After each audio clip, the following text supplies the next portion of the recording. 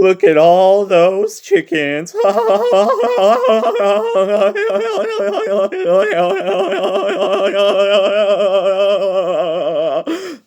if I just end the review there?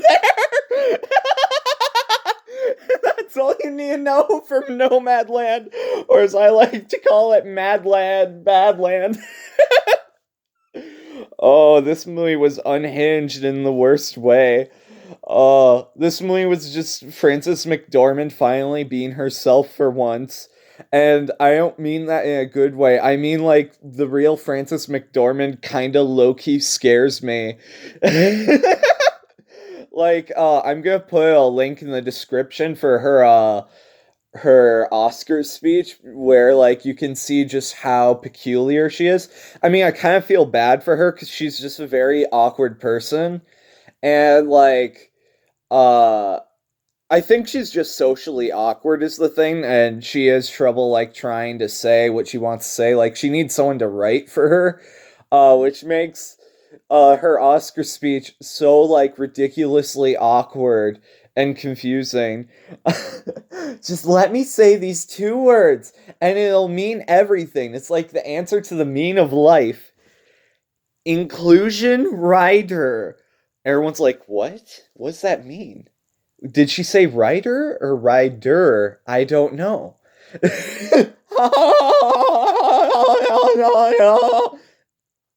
Frances McDormand, are you okay? I don't mean to make fun of her. She's a great actress. She deserved both the Oscars for Fargo and Three Billboards. She was stunning in both those movies. She is like great. And I'm sure she's also like a really good person. But in this movie, it's not the best performance I've seen from her. She is kind of all over the place. I basically came up with two different reviews for this movie, one for the first act and one from the third act. They're basically two completely different films that do not go together at all. They don't. The first act, I was watching it and it was what I expected. It was like slow, boring movie that was really good. It was very atmospheric. It had subtle but very artistic direction. It wasn't very melodramatic. It just felt like real and honest with its acting and never went over the top. It you could feel the environment like through the screen and it was emotional without trying to be emotional. But all of that does not apply to the rest of the movie because it goes in the exact opposite direction, and all those words now don't apply for the review because in the third act, it goes so melodramatic that it's not subtle at all. Frances McDormand acts like kind of a psycho, and her good performance that was in the first half of the movie is no longer a good performance. It's just her quoting memes like, look at that chicken. Let's quote the meme where it's like, look at all those chickens. And like all these other like cringe moments. Uh they also did a birdemic moment where there's terrible CGI. Yes, why does this movie have CGI in it? Like why?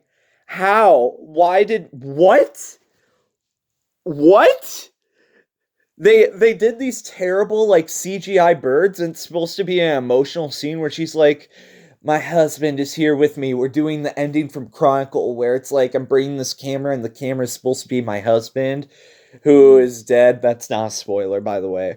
And he finally got to the place I wanted to be and for some reason we edited in like thousands of these like Photoshop birds into the scene that look like I'm not kidding the birds from Birdemic where they're clearly not in the scene and I could literally do a better job photoshopping them in than the movie did.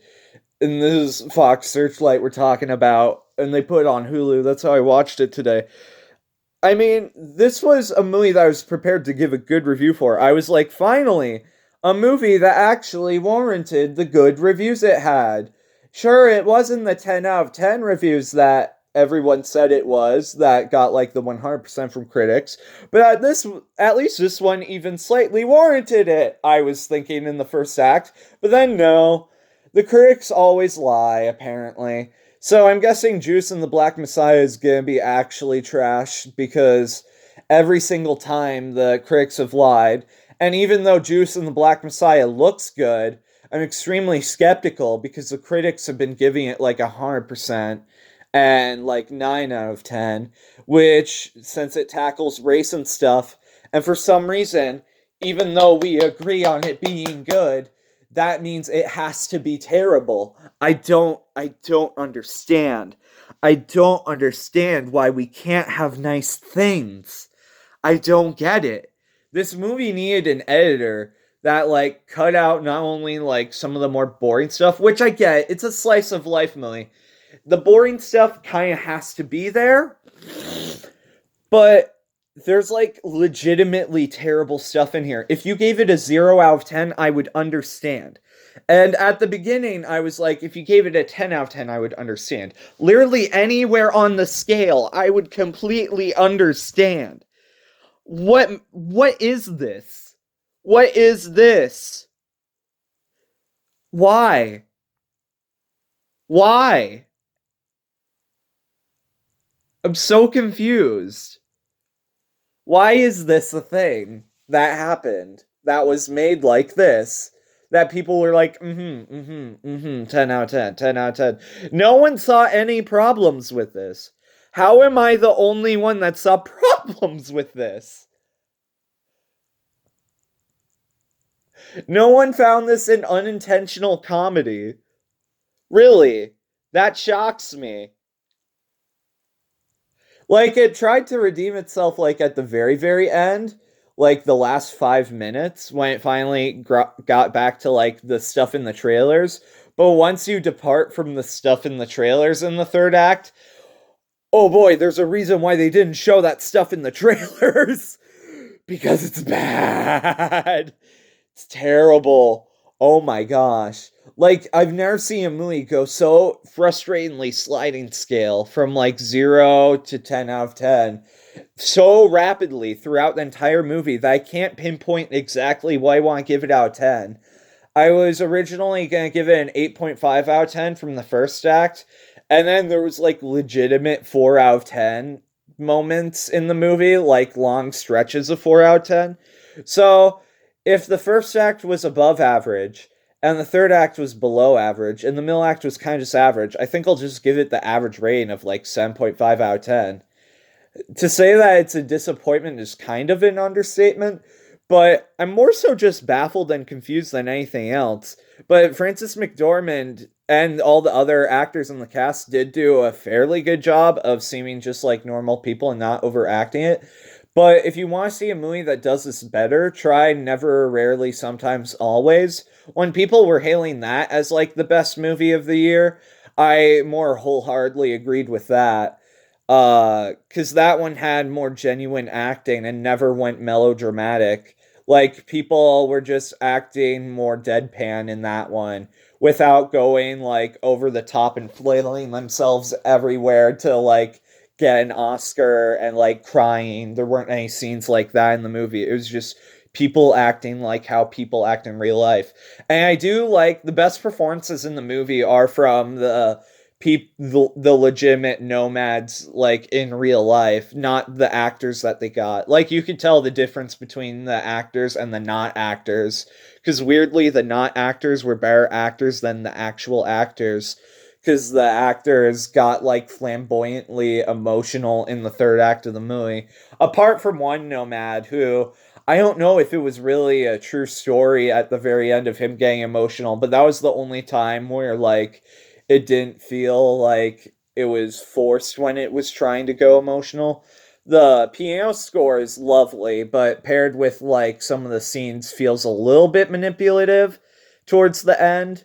But in the first act, it didn't feel manipulative, and that was one of the things I liked about it. Also, there's a crap ton of like product placement in the movie, which was also not in the trailers. That caught me by surprise. I almost thought I was watching the movie on Amazon Prime because of how much of the movie takes place in an Amazon factory. It's bizarre.